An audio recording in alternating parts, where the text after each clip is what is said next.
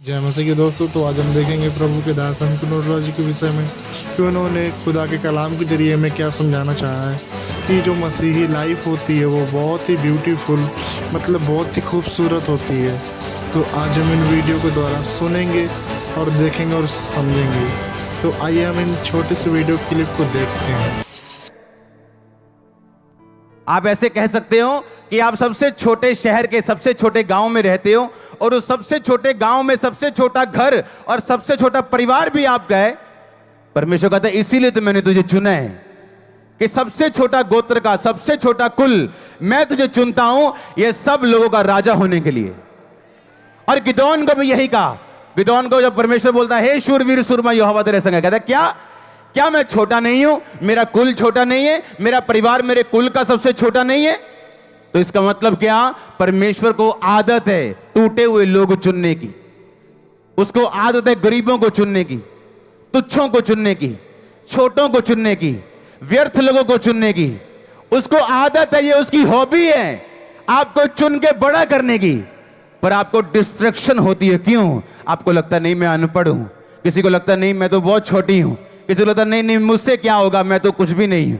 अब परमेश्वर कहता जब मैंने राजा चुना, पहला राजा इज़राइल का शाऊल, तो वो सबसे छोटा था अपने कुल का, उसका गोत्र उसका कुल सबसे छोटा था।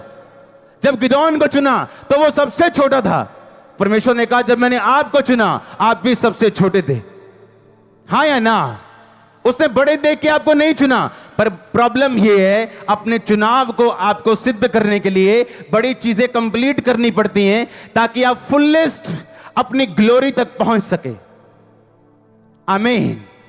फुलेस्ट मसीह लाइफ को जीने का मजा अगर लेना चाहते हो, हां, मसीह लाइफ की एक बड़ी खूबसूरती है जो दुनिया की किसी चीज में नहीं।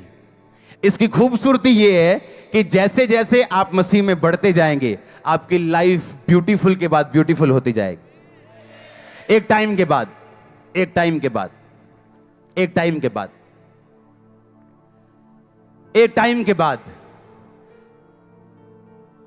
हर साल आप बेटर हो। अगर आपकी लाइफ में कोई ऐसा पाप नहीं है जो डिठाई का हो, बिना पछतावे वाला हो, तो फिर तो कुछ नहीं किया जा सकता। आप में दुष्ट आत्मा में कोई फर्क नहीं। वो भी कहती है यीशु प्रभु, आप भी बोलते हैं प्रभु, लेकिन काम दोनों के एक जैसे।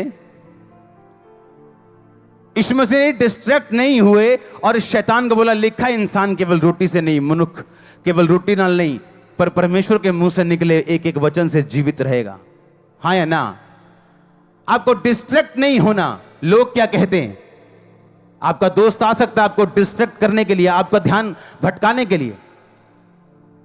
आपका करीबी आ सकता है आपका ध्यान भटकाने के लिए।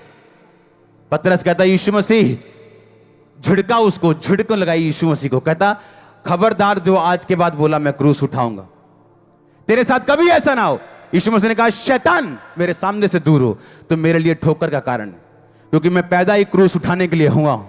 और यीशु मसीह ने आपको भी यही कहा, अगर तुम उसके चेले हो अपना क्रूस उठाओ और मेरे पीछे आओ। अपना क्रूस उठाओ, अपने आप का इनकार करो। अगर अपने आप का इनकार कर दोगे तो शैतान तुम्हें भरमाएगा नहीं कि देख तू चंगा नहीं हुआ, देख तेरे भी बेबी नहीं हुआ। No no no no. अगर आपने अपने आप का इनकार कर दिया आप भरमाए नहीं जा सकते। आपकी इज्जत परमेश्वर की, आपकी बेइज्जती उसकी, आपका जीना उसका, आपका मरना उसका। वो आपका ध्यान रखेगा, जबरदस्त ध्यान रखेगा। हालेलुया। अपने पड़ोसी को बोलो तेरा ध्यान भटकने ना पाए। अगर तो उस मंजिल तक पहुंचना चाहता जो खुदा ने तेरे लिए रखी। आमीन। आप तैयार हैं उस तक पहुंचने के लिए कि नहीं? आपका ध्यान भटकना नहीं चाहिए। आमीन। आपका ध्यान भटकना नहीं चाहिए, मैंने कहा। आमीन। ऊंचा आशीष, ऊंची चर्च।